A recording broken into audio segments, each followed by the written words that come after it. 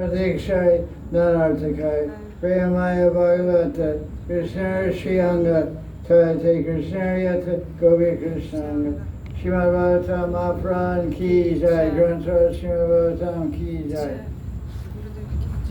This Saturday Bhagavatam class, Radhakundam, June 29th.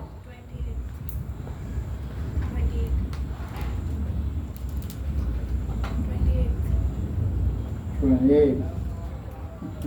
Chapter 24, fourth canto, is called Rudra Gita. Shiva gives instruction to Prachetas, or the relatives of King Maharaj Prithu. So we're hearing about the dynasty of Prithu. So Shiva, of course, is a Mahajan. Swayambhar Narada Shambhu Prahlada Janako Bhishma Kumara Kupala Baliravaya Sakirvayam. In 6th canto Bhagavatam, brothers of Mahajans are listed. So Shambhu Shiva is a great guru and spiritual teacher.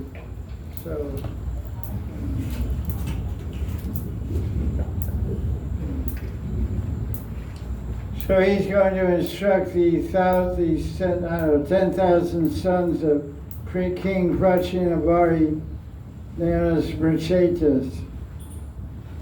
So this first verse, we can read Prabhupada's commentary on this. 1052. National book has 3,000 pages. So this is verse 1 commentary.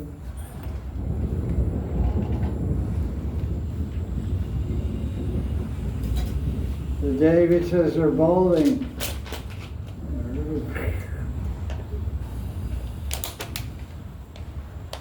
So, now my ceremony is teaching Vidura about the genealogical line, the dynasty of King Prithu. So his eldest son became emperor. He was very affectionate to his younger brothers, so he appointed his younger brothers to rule different directions of the world. The Pandavas ruled the earth. The eldest, Yudhishthira was the eldest son of Pandu. He became the emperor, and his younger brothers assisted him. Similarly, King Vijitasva and his younger brothers all worked together to govern the earth. That was basically that's it. So, okay. So we'll go on now. So in verse number 5,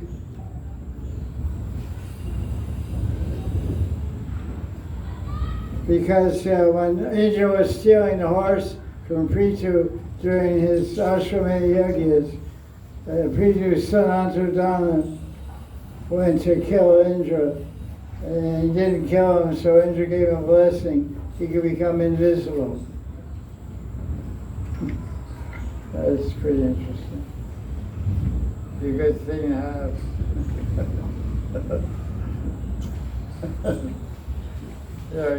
You see somebody you don't want to see, you become invisible. Of course, you are already emotionally invisible. So, this guy's going to go down here now. This guy's going to Okay, it is Prabhupada's commentary on verse number 5. It is understood from various shastras that Indra is expert at stealing and kidnapping. He's the king of the Davids. Kidnapping and stealing what? Ladies. So it's an old trick. He could steal anything without being visible. He could kidnap anyone's wife. Once he raped the wife of Gautamuni by using his disappearing act. He became invisible and stole Pritu's horse. Although these activities are abominable in human society, in the Devas it's common.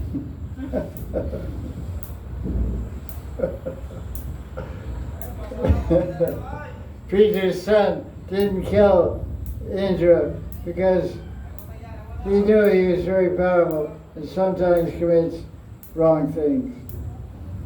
They should be disregarded.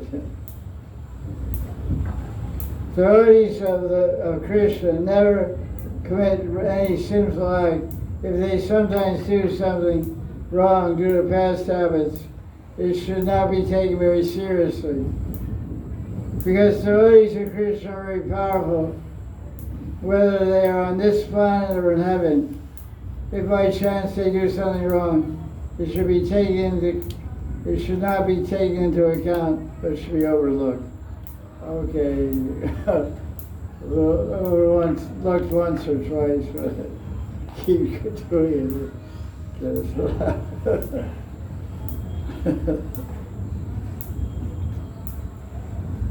So it says here in verse number 7, this son of Prithu was pretty highly realized. Although he was doing yajna, he saw the Atma and he worshipped Bhagavan Vishnu as Paramatma in the form of Hamsa avatar. And he attained Vaikuntha by concentration. So Prabhupada makes a comment there.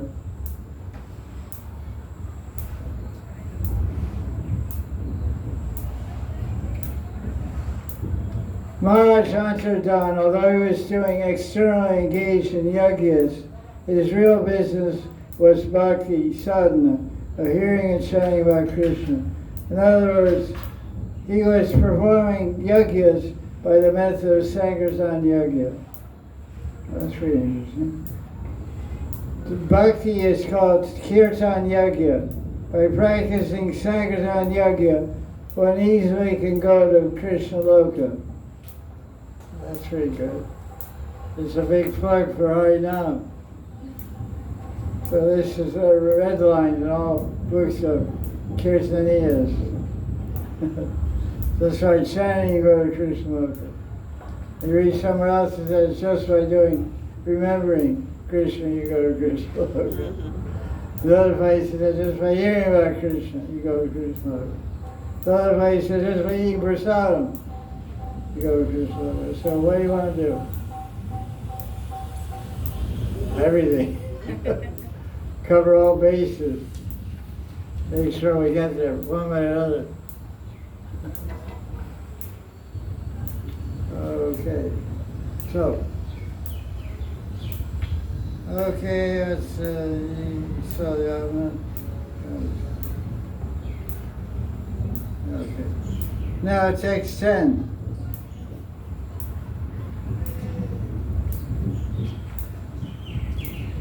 One of his descendants was known as Barishat. King Barishat is also known as King Prachina Bari. He has two names. Prachin Bari. Prachin means the old one. The old Prachin. Prachin means old, the old Barishat.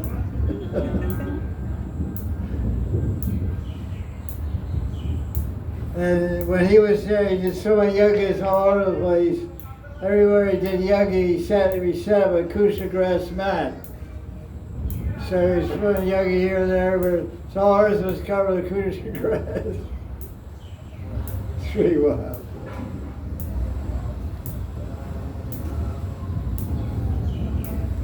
Prabhupada takes the whole purport and talks about Sankirtan yajna. He wasn't doing Sankirtan yajna, but Prabhupada, the whole purport is about how members of ISKCON should do the Sankirtan yajna to benefit the people of the world. The holy name of Krishna is so powerful that whether it's chanted jokingly or seriously, the effect will be equally distributed. It's not possible to youngest like the scale that Maharaj Parishad performed. We can't afford it. Can't get ghee, 1,000 kilos of ghee. So he said, best thing to do is Sankirtan Yoga, which doesn't cost anything. All you have to do is chant, Hare Krishna, Krishna Krishna, Hare Hare, Hare Rama, Rama Rama, Hare. If the surface of the globe is overflooded with the chanting of the Hare Krishna mantra, the people of the world will be very, very happy. Prabhupada in Blissman is writing his purport. It's all about, it's a very long purport, all about chanting Sankirtan. Okay, verse 13. And he had 10 children. They were called the Prachetas. So these 10 guys got preached to. And they went out to do austerity for 10,000 years. What yuga did they live in? They lived in Sun Yuga. They lived for 100,000 years, so 10% of their life they spent doing tapasya, brahmachari life. And they met their guru on the way in the forest. They met Shiva, and Shiva taught them a prayer that would please Lord Narayan, and they would get everything they wanted by chanting this prayer, which is known as Rudra Gita.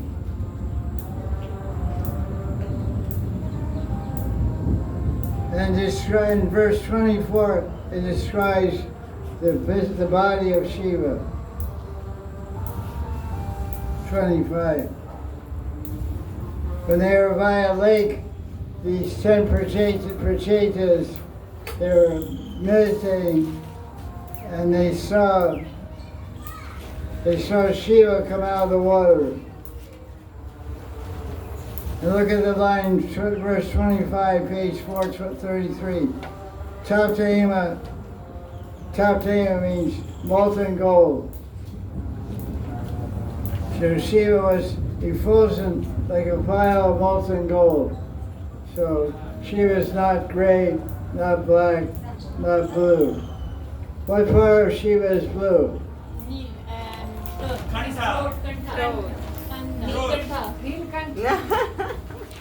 Okay. Right. Nilkant Mahadev ki jai. So his throat is blue. And your eye will be blue if I punch you. That's a good idea. Oh, there's the kid with the blonde hair, blue eyes. Ram Kriva. Something like that. I close that door, that gate.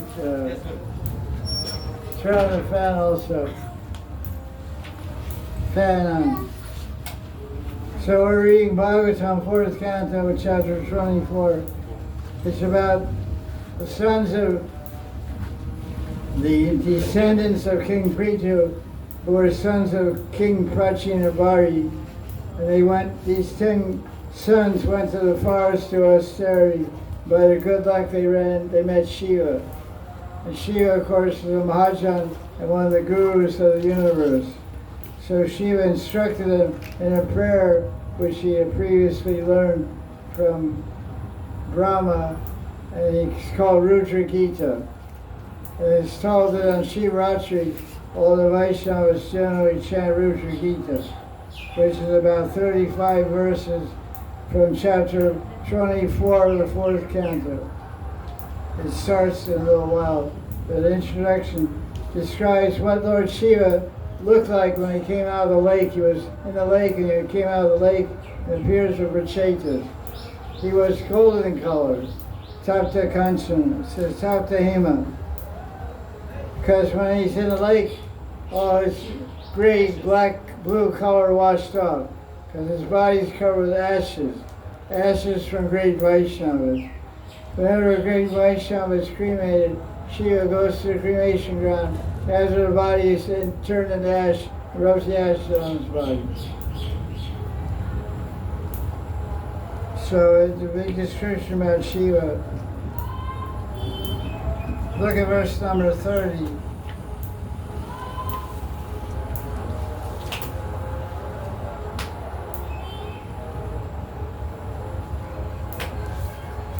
Shiva has an introduction. He's speaking to these 10 prachetas. He says, devotees of Vishnu are very dear to me because they hold the Lord. The Lord is very dear to them, so because the Lord is dear to me, anyone who is dear to the Lord is also dear to me. Like we say, if you love someone, you love who they love also. Love me, love my dog. You heard that expression? So a dog may be your husband. You may love the wife, but so you love, the wife's your friend, you love her. You don't really care about the husband. But because the husband's the wife's dog, love me, love my dog. Joke. Maybe you don't care too much about it. Prabhupada has a nice commentary on this verse number 30. In the 12th Canto of Bhagavatam, it describes Shiva as Vaishnavanam Yata Shambhu. Shambhu means he's dark blue like Krishna.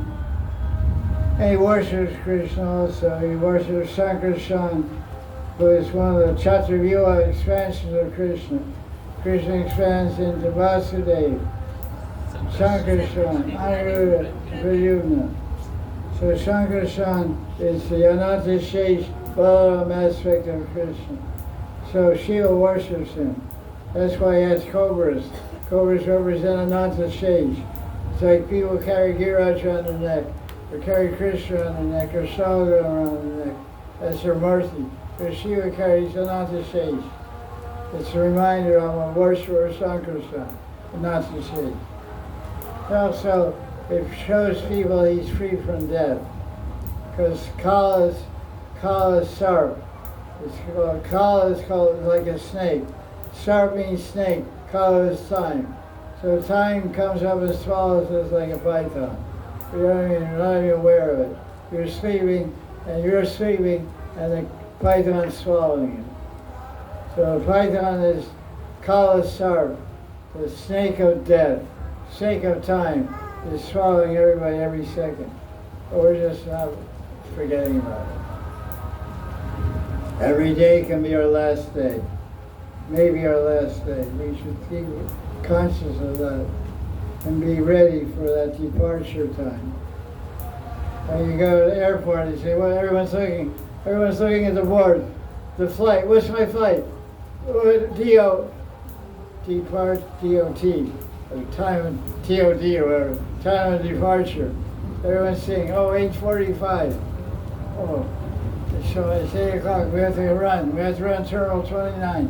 So everyone's running crazy through the airport. But no one's saying, look up at the board, time of departure, 1 minute. There's a name, you. Ah. Oh, cancel my ticket. I'm not going to Bali after all. And you get to the ticket counter, Yamadudus were there. Hey, buddy. we got a seat for you, window seat. I know you like the window, so you can say bye to the material world or take you to hell. Okay. So Prabhupada's commentary in this verse, number 30 is, devotees of Krishna are also devotees of Shiva. Vrindavan, there's a Shiva temple called Gopishwar. Gopishwar Mahanidhi ki jai. The gopis used to not only worship Shiva but Kalyani Durga. And their aim was to attain the favor of Krishna. Not only the favor, attain Krishna. Forget about the favor, keep the favor, give me Krishna.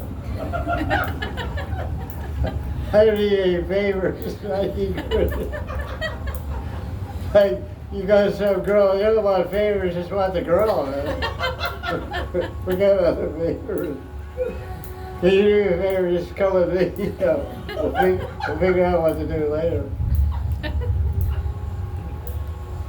The devotee of Krishna does not disrespect Shiva, but worship Shiva as most exalted devotee of Krishna. Consequently, whenever a devotee worships Shiva, he prays to Shiva to attain Krishna. Okay, and all this stuff.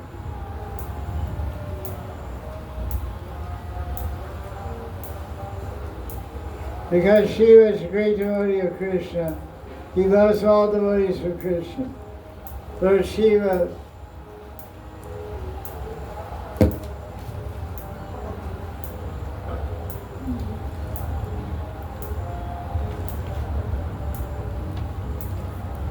for this verse it appears that Shiva blesses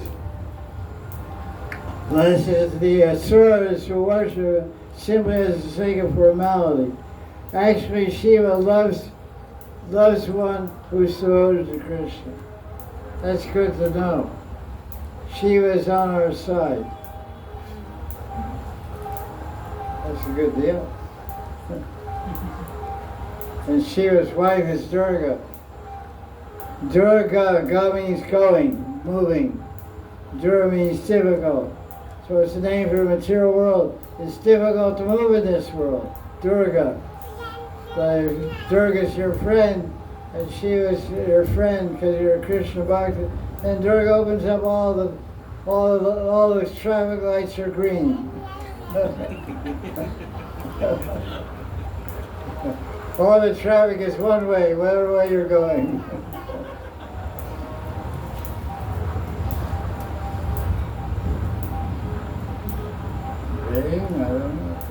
Now we get to Rudra Gita. This is all preliminary instruction and introduction of Shiva to the Prachetas. Then he tells them about this prayer, which starts on verse 33 and goes to verse 68. So the prayer called Rudra Gita is 36 verses glorifying Lord Narayan, Krishna. So very nice verses. You can read them and find out all kinds of good stuff. Verse 34, commentary. He's saying, "Oh Krishna, please make my body favorable for serving you. I have respects to Vasudeva." This verse is Namo Pankaj Nabhaya Uta Shukshman Jyatmane Vasudevaya Shantaya Kutastaya Sarochase. It's a prayer to Vasudeva Vishnu, Krishna, and he's saying, Vasudeva is residing deity of Chitta. What is Chitta? Subconscious mind. Subconscious mind. It's a mind where all the samskaras are proclivities and vasanas and aprabdha karmas, kutam bijam, sanchit, kriyamana karmas all stored in the chitta. There's man, buddhi, hankar, and chitta. It's not mentioned in Gita, but it's mentioned in all other shastras. So chitta is the ninth covering of the Atma. Earth, water, fire, air, ether, mind, intelligence, hankar, that's 8. The ninth one is chitta, Chitta. So that's the dangerous one. Because the chitta controls how you identify. So your chitta is full of material desires, your ego identifies with material enjoyment. So chitta is really the basic software. Everything else is hardware, type of hardware. The brain is hardware. That's all neurons and synapses and nerve connections. The brain, the muscle system, that's all hardware. But the software is the subconscious mind. Samskara is chitta, vasana. Chitta containing samskara and vasana. Vasana is propensity to desire. So he's saying you're the deity, you're the devata of chitta. Please make my chitta peaceful. The mind's all crazy sometimes. Subconscious mind, go to sleep and see how crazy you are. You dream all kinds of crazy stuff. That's all your secret files, hidden files. All your hidden files on your software of your chitta. Wow. That's me? No, can't be. You're really courageous in your subconscious. Oh, you can wake up, you're like a flea.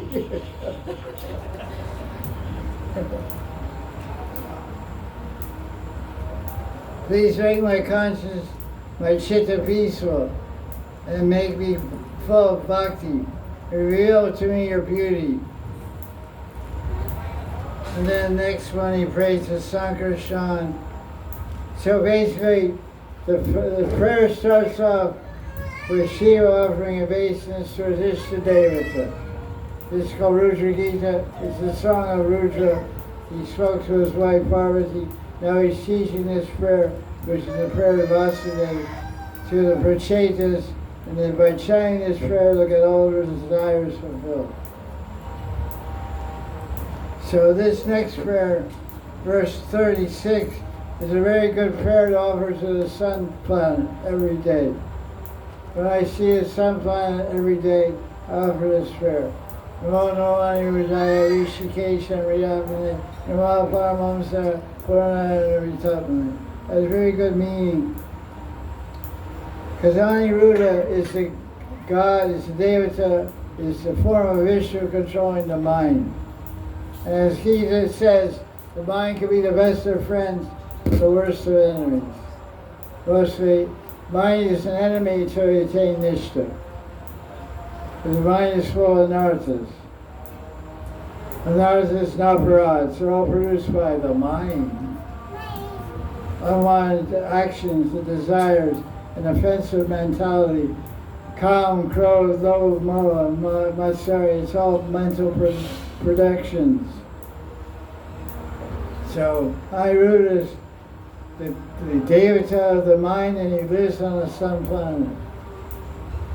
So the sun, when the sun is shining and bright, your mind can stay healthy.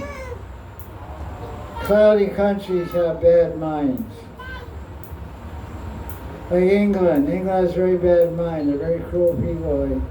They enslaved all the Africans and all the Indians, made slaves of them. All the Biharis and all the people of South India and all the black people in Africa were made slaves by the British. They cut off their thumbs. In India, they cut off the weaver's thumb. They're very cruel people because there's not much sun there, so their minds are not very pure. They're probably one of the cruelest group of people on the earth, people from England. They don't like the air, of course. They think they're the king and queen. They're the kings and queens of cruelty. Look at the history of the world. Slavery is the most cruel thing. To take a human being and turn it into an animal. That was their contribution to the human society. Slave trade. They ran all their plantations, all their tea factories, all their tea plantations, all their sugar plantations in the Caribbean and in Asia, all the tea factories, all the heroin poppy fields are all maintained by slaves. All their boats and all their ships were rowed by slaves. All their factories were run by slaves. The British are very expert at controlling people. 300 executives control the whole country of India. They have 300 governors controlling India. Millions of people are living here during British occupation. They control the whole country with 300 people. They're organized. Postal system. The Indian Postal System still is running with English trucks from 1930. You go to Calcutta, you see mail trucks from the British period, 1940s. Bedford, trucks called Bedford, they were imported from England to ride the streets of Calcutta. Red mailboxes, the British installed. The British reorganized demons. Okay.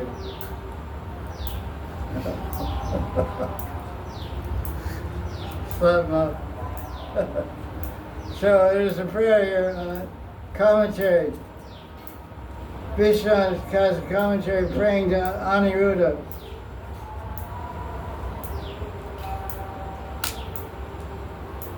So he teaches the deity of the mind. O Devas of the sun, make my eyes see the beauty of Krishna. The sun is the eye devata. The devata of the eye is sun. Who's the devata of mind? Moon. Who's the devata of taste? Runa. Okay, let's see. Oh, that's a commentary here also.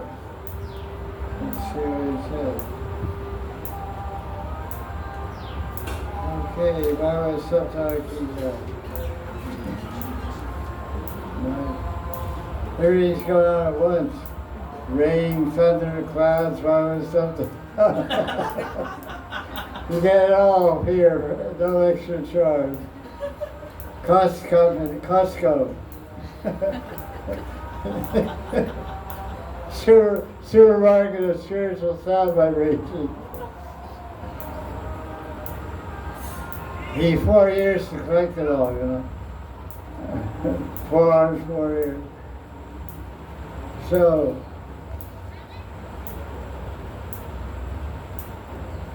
Lord Shiva prays to Aniruddha, the sun god, who is controlling the external elements.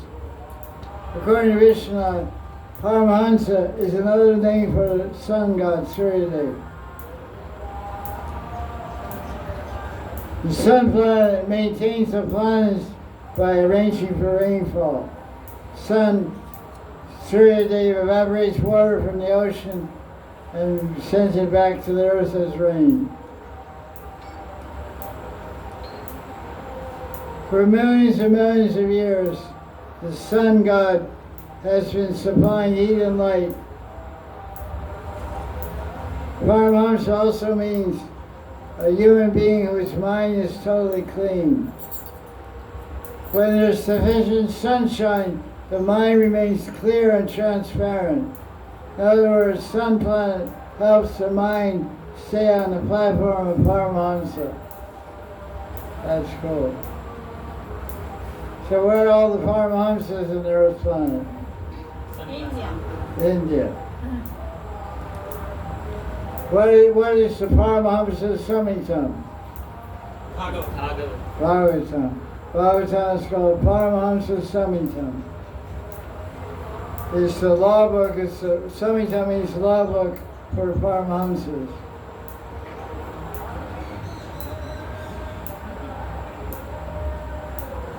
Lord Shiva prays to Aniruddha, the sun planet, to be kind upon him, that his mind will always be in a perfect state of cleanliness, and always be engaged in Krishna seva.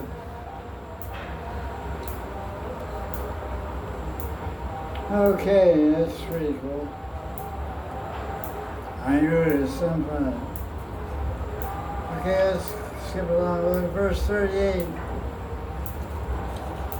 That was to the sun, this to the moon.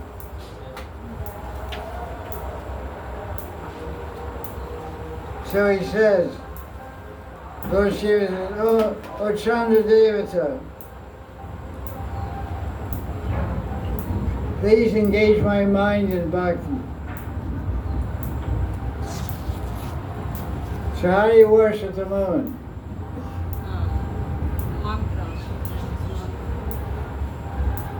There is mantra for something. Water, I don't know. You know all this karma kind of stuff. You said that. Gilam and Masro and Dazar and all.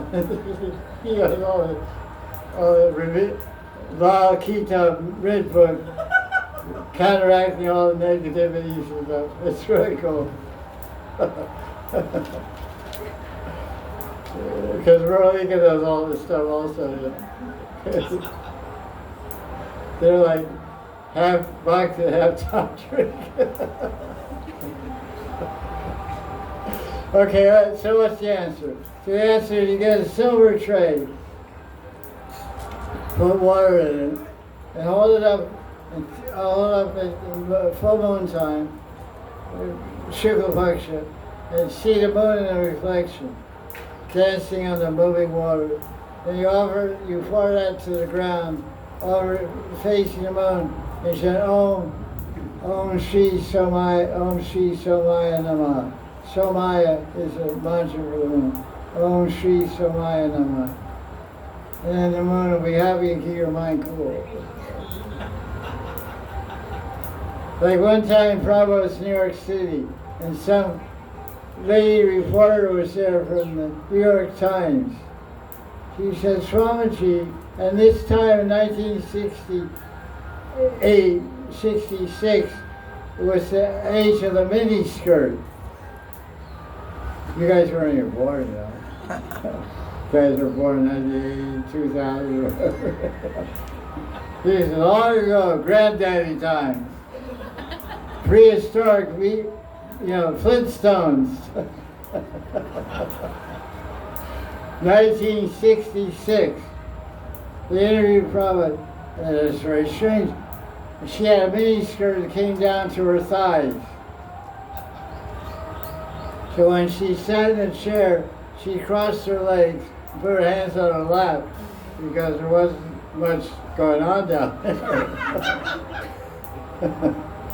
So she had some decency, So Prabhupada noticed her lack of dress. So she said, why you guys, it was winter time also, it was December, it was like snow was on the ground in New York City. It was like 16 degrees, like 16 degrees below zero.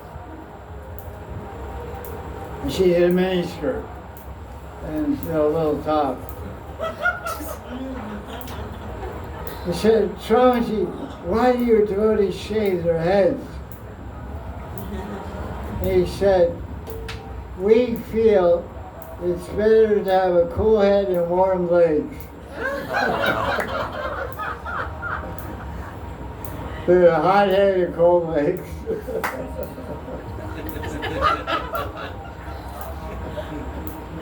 So we shave our heads to keep cool. And you're freezing down there.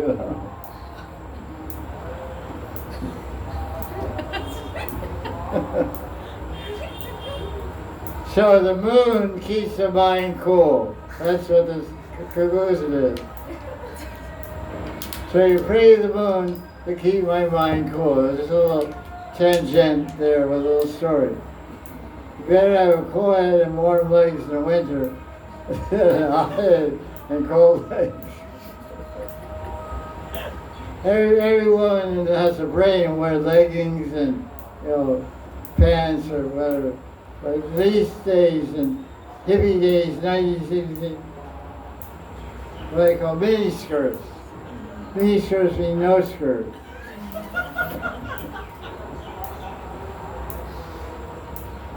But it's really terrible times for brahmacharis. Going Harinama is like quite a test. So the mind is difficult to control.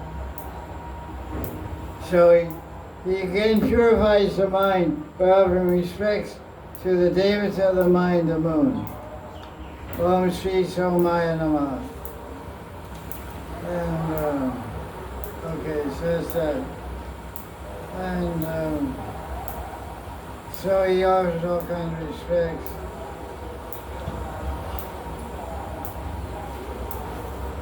In verse 45, he starts describing the beauty of Narayan, which also applies to Krishna. Krishna shines dark blue like a rain cloud. Krishna is the sum total of all beauty. And of course, this is Vishnu, Sankarshan. Has long arms, attractive face, lotus eyes, graceful eyebrows and nose, forehead, etc. Commentary by Vishnu. All beauty except Krishna as most attractive. All beauty feels successful by being accepted by Krishna. I really like that sentence. Beauty itself feels successful because of Krishna. Because Krishna is the epitome of all beauty. So somebody's going to say, Krishna's really handsome, beautiful man. So then beauty says, oh, I'm getting glorified because of Krishna.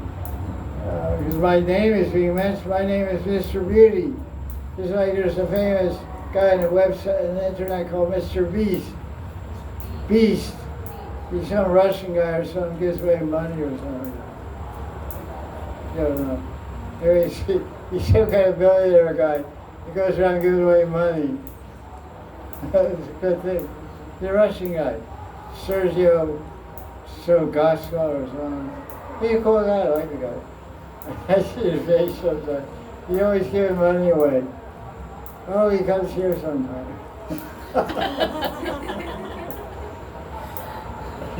It's called Mr. Beast, like an animal, beast. But he's quite a gentleman. Very generous guy. Anyway, so beauty becomes happy by being accepted by Krishna. That's a nice idea of Vishnu. So then, verse 52, Shiva is a glorified feet of Krishna.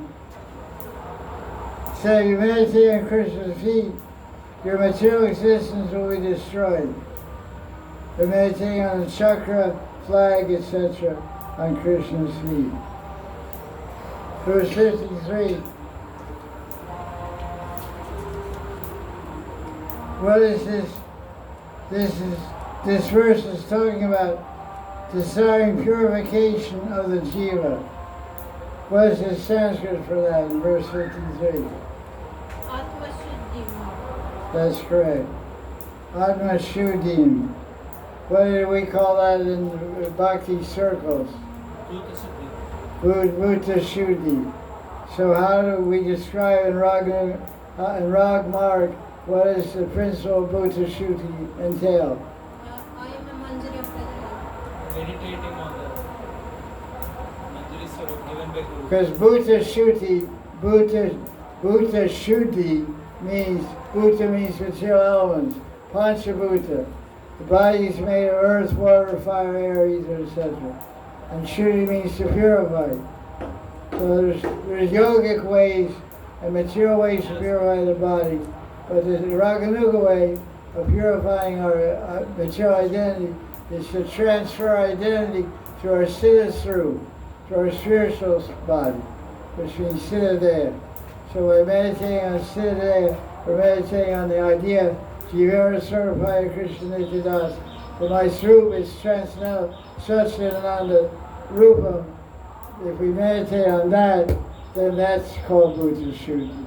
I'm not this woman, I'm not this man. I have a spiritual body of Satchidananda Vigraha, which I serve Krishna and go over Vrindavan. That's called generic Raganuga meditation. But if you have a siddha-deha, by meditating on your specific siddha-deha, that takes you out of the body. So that's the idea of Bhuta Shuddhi, to purify your consciousness, your ego, into a spiritual position, so you can meditate on the spiritual reality of Vishnu Krishna and spiritual leelas of Krishna. So she was telling that to Brajetas, how to do Bhuta Shuddhi.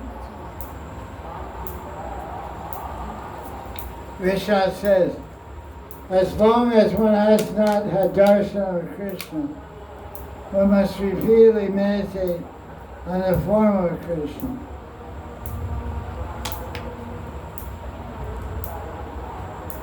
A devotee should not purify one's identity by other means. So the goal of Shuddha Bhakti is shown here. So by meditating, he says, purification of the jiva is accomplished by repeated meditation on the beauty of the Lord. So what do we tell you to meditate on? Meditate on your Siddhadaya, meditate on your Guru Siddhadaya, meditate on Tulsi Mandri Siddhadaya, meditate on Vishaka Siddhadaya, meditate on the Sruva Radharani, meditate on Sruva Krishna. That will purify your existence, nothing more of it, nothing better than that meditation. So she was saying the same thing in verse number 53 of chapter 24.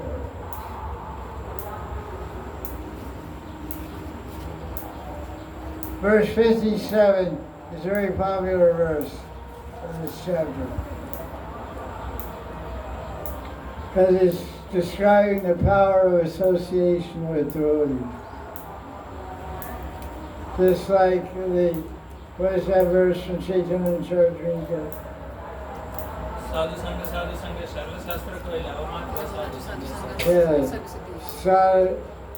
Sadhu Sangha, Sarva Shastra, Lava Matra, Sadhu Sangha, Sarva Siddhi.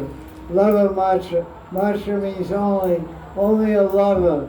A lava is like 1/10 of a danda. It's like half a minute or something like that. Danda is 24 minutes. So lava is like 30 seconds. 30 seconds association with the devotee to union perfection. So he's saying here, artist Shana. Shana, see the verse, look at verse 57. Shana means moment. K-S-A-N-A. Arda means have. Arda Chandra. Arda Chandra. Where do you find Arda Chandra? Shiva's head. Lotus feet of Radharani. Yeah, lotus feet. On Shiva's head, Radharani's left foot. On Krishna's right foot. Arda Chandra, half a moon. So it says Arda Chandra, half a moment. Tuya. Tuya means Tuya means Libra. Tuya means Shortishi. So Libra. Tuya means equal.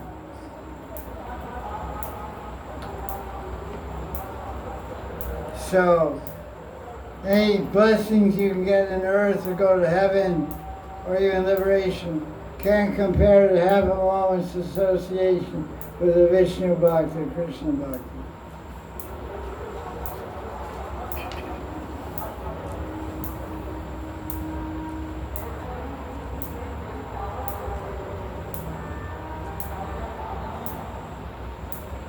Wow. That's pretty good.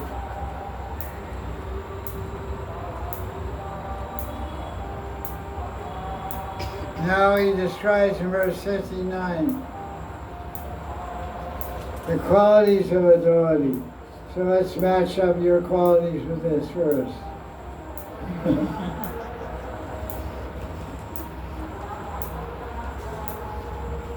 Okay, you ready? Ready for the bombs? This neti. Not this, not this. What we will call it, say not this. This one, not this. A little of this. Nothing of this. The devotee whose heart is pure. Okay. Not much. Not agitated by external objects.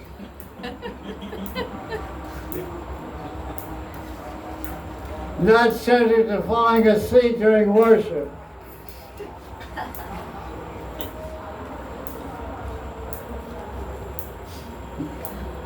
There's a big sleeper there. She says to go. They say in Vajra Kadamati, the tendency to sleep during kirtan is less. The tendency to sleep during japa is more. The tendency to sleep during meditation is most. So some people come to Babaji can sleep in kirtan. I see it. So sorry, Lord. I see it. They're dancing and sleeping. Singing and sleeping. Not singing, dancing. Not sing, not take too much conscious effort. You ever sleepwalking? There's also sleep dancing. Go to Mangaji ISKCON temple. You'll see sleep dancing.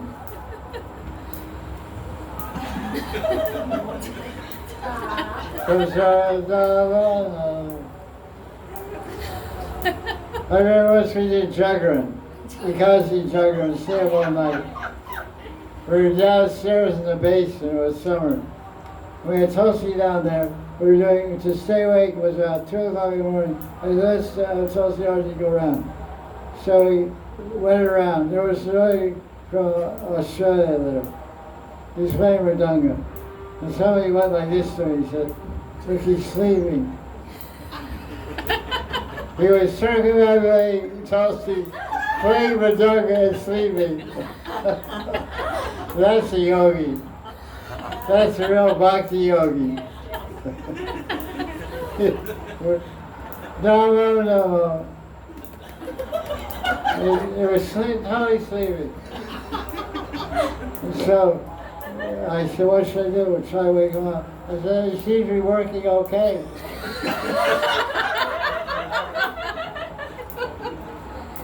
We were going around saying kirtan, he was playing Mridanga and sleeping, and we were saying it was okay.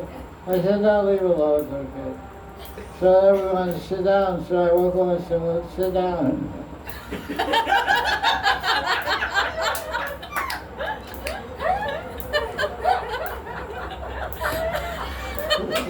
So I woke up, I said, we're sitting down now. He said, okay.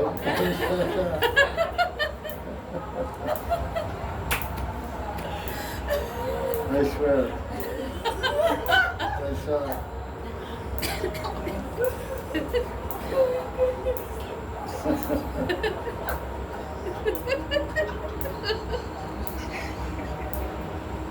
Here's there. So what happens here? Because we talk about association with Vaishnavas in the previous verse. Now he's going to show that what happens, what's the result. By associating, the heart becomes pure. With a pure heart, one can remember Krishna's form and leelas and beauty. The pure heart means pure chitta. It's not agitated by external objects. One doesn't fall asleep at the time of hearing and remembering. The heart does not become subject to disturbance of drowsiness. It is an interesting sentence by Vishnu. Why does one fall asleep? Why does one get agitated? The cause is offenses to Namapraj. What I say? The reason for sleeping is nama. Right? The reason for sleeping. The cause of sleep and mental agitation are offenses to the holy name of Krishna, which are offenses to Bhakti Devi. When the offenses disappear, Bhakti Devi becomes pleased. When Bhakti Devi is pleased, she gives mercy, and they don't fall asleep when doing Bhakti Bhajan. Interesting idea. Falling asleep means you're aparadi. We're tired. Doesn't mean always you're up around. Could be have a stay all night, so doesn't mean you're up around. But that's what he's saying, that's what he's doing. This means when there's no offenses, there will be no agitation or sleep while performing bhajan. When the heart is pure, when it can meditate and see Krishna's pastimes and beauty. Kabe habe bolo Sayyidinamar. Kabe, when? Bolo, I'm saying, when will that day come? Sayyidin Amar, that day come to me. Verse 68 is the last verse of Rusha Gita, and it's a summary. Read the Sanskrit. Atattvamasiनो brahman paramatman vipashchitam vishmam rudra bhayatvastam akutaschit bhayagati. O Brahman, O Paramatman, you are the goal of the intelligent, wise. You are the goal which there is no fear. The whole universe of ignorant jivas is destroyed by fear of time. This verse is a summary. So then he describes Lord Shiva to the Prachetas. He describes the Shruti Phala, which is the fruit of chanting this Gita, this prayer. What do you get by chanting? Verse 74 tells. By chanting this prayer, we'll get the highest benefit. And then it says, verse 76, it says, Mad Gitam, what's that phrase mean, Mad Gitam? My song, Rudra Gita. It means my song, or my Gita. My means Rudra, Shiva speaking it. That's why it's called Rudra Gita. Mad Gitam Bhagavat Stavam. So Rudra Gita is a Bhagavat Stavam. It's a prayer to Bhagavan. It's verse 76. He who chants Rudra Gita pleases Krishna. That's the end of the chapter. Verse 77 tells you to rise early in the morning, fold your hands, and chant the prayers so others can hear them. So what I do, I Shivratri, I'm by myself in the morning. So when I wake up, I chant so others can hear. So who hears it? Dhiraj, Shalagram, so they're in there. They're all around Chitra. So they're listening.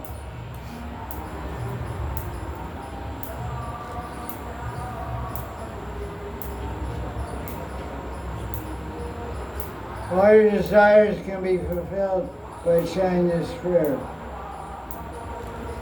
That's what Shiva says in verse 77. And you get free from all karma.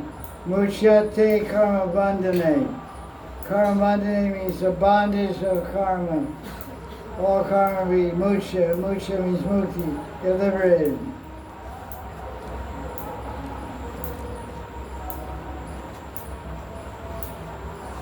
Okay. So now for the next 5 chapters, chapter 25 through 30, is the longest story in the world.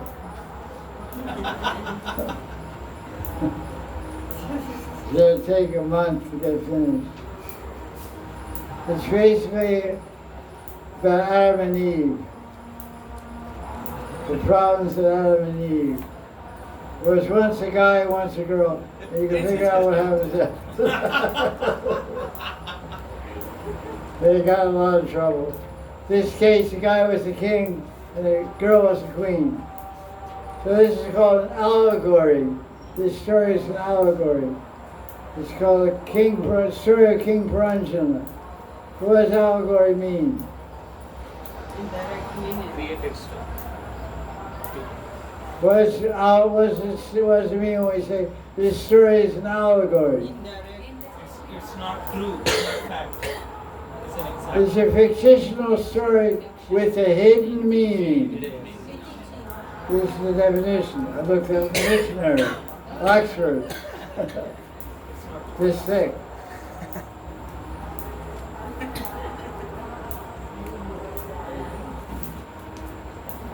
A fictional story. What's fictional mean? Not real. Mediated. Created. Created. Exactly. Hey.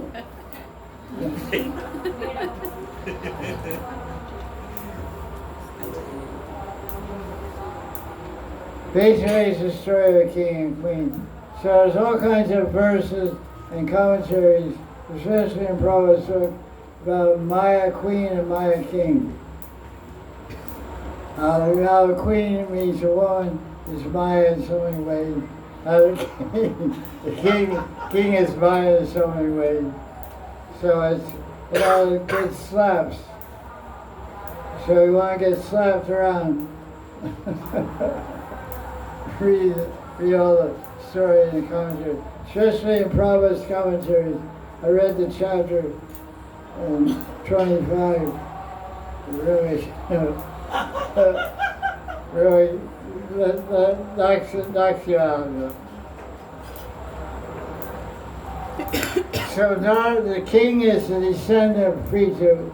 His name is King Barishat. It's also called Prachina Barishat. And Narada Muni kind of wants to wake him up because he's really attached to his kingdom and his queens and all this. So he wants to get him out of Maya and get him practicing bhakti.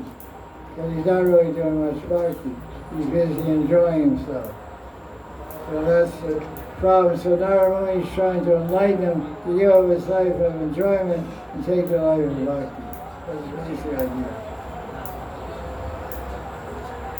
So Narada is saying, look, you did all these yajnas, and you killed so many animals, so many horses, so many goats, so many lambs, you did all these yajnas for Devas. Now I'm going to show you these animals that are in the sky. They're going to wait to kill you. It's verse 7. 8. What? 461.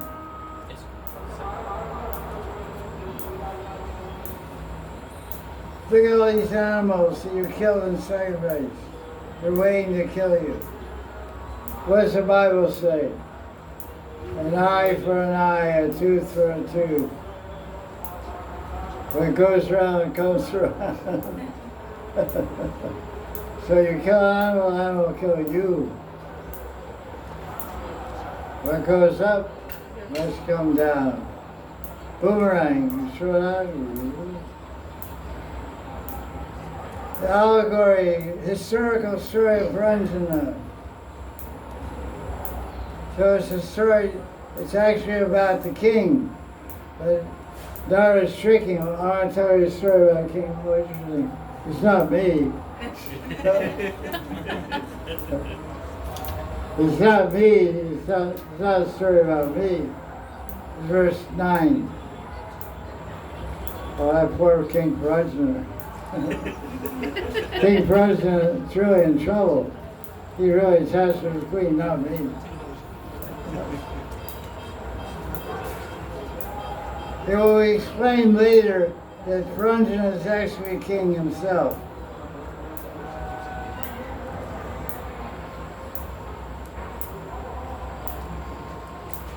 So, it's a long story.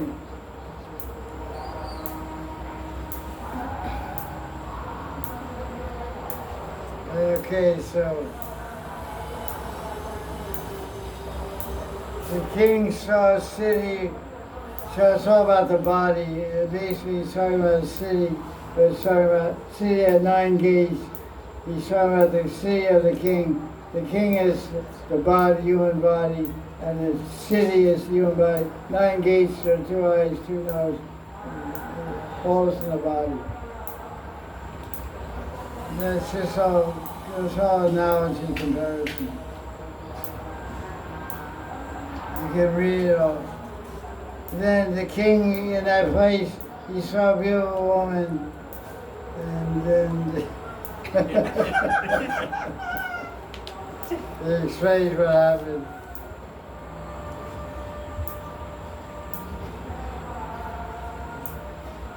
Says desire never leaves a person. Even when a person's old, they're still affected by attraction and repulsion.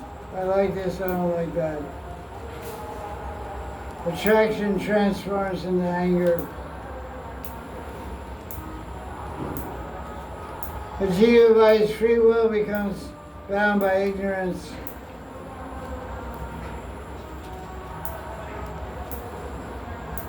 Jiva accepts himself or herself as an enjoyer and thinks that there's some enjoyment in ignorance and pursues that enjoyment. So, to enjoy this body, the body is made of tamagun basically. So to enjoy the body means you're affected by ignorance. So then, verse 32, Narada says, Vishnu is telling, O King Barishat, I told you a story about yourself. Just as a jiva is attracted to the sweetness of sense objects by intelligence, the intelligence can be attracted to spiritual sweetness by the jiva. The intelligence of the body can be attracted to material sense objects, but the intelligence can also be attracted to spiritual objects when one realizes the jiva, Atma, is different from the body. I am not this body. I am a part of Krishna. I am a servant of Krishna. Yeah, all kinds of stuff. It's pretty interesting because it's all about men and women. So if you want to hear about men and women, what they do, what they think, what they do, you can get into it. Read about it. I really like the part where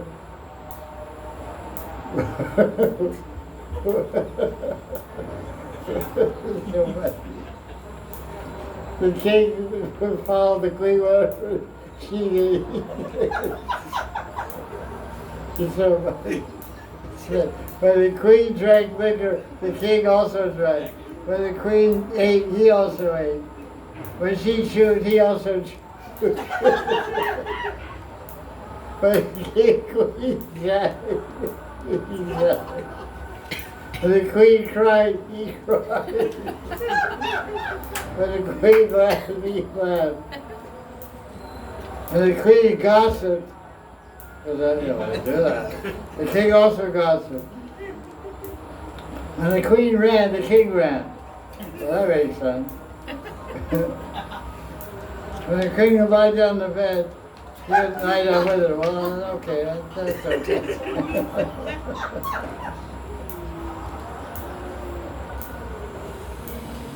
Oh, God. When the queen touched something,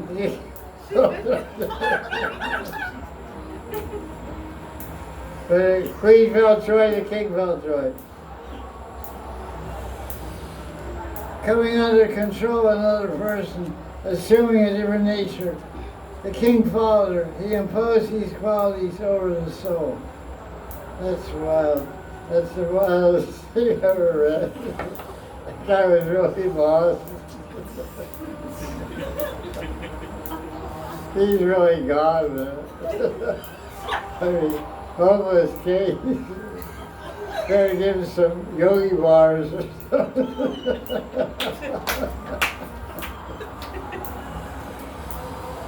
Remind me, God. Some gloves in his rascal or something. Bad shape. Oh, God. There but for fortune go you or I. That's a Bob Dylan song. There but for fortune go you or I. In other words, if we had bad fortune, we would be sitting on the street with a bottle of wine or drunk, unconscious. If we have bad fortune, we'd be like him. But we have good fortune, we're going by in a Mercedes. There but for fortune go you or I. Hey, it's a folk song by Bob Dylan. It's not a show. So let's look at this verse. What verse is this? End of the chapter 62, chapter 25. In this way, this allegorical King Paranjan became captivated by his nice queen and was thus cheated. He became cheated in his whole existence in the material world. Even against the poor, foolish king's desire, he remained under control of his queen's wife, like a pet animal that dances according to the order of its master.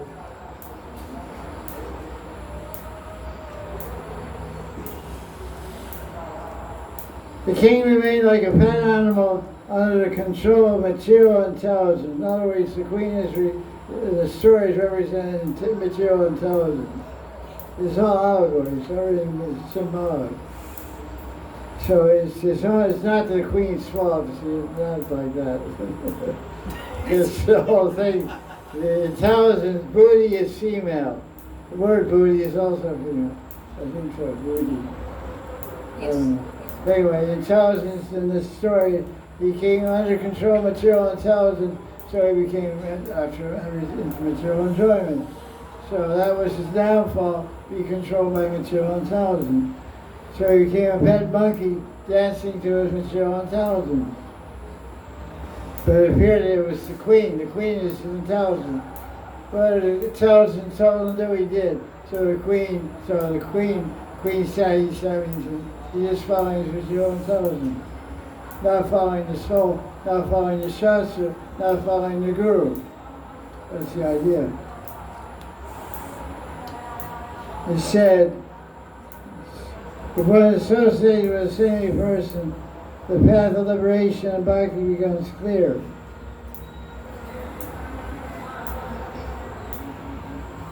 So that's basically it. So then it goes on for many chapters. So next week read chapter 26 and 27. We'll continue with this amazing story, allegorical story, King Paranjan, and see what lessons we can learn. It's actually a very good chapter. It really wakes you up. Srimad Bhagavatam ki Jai.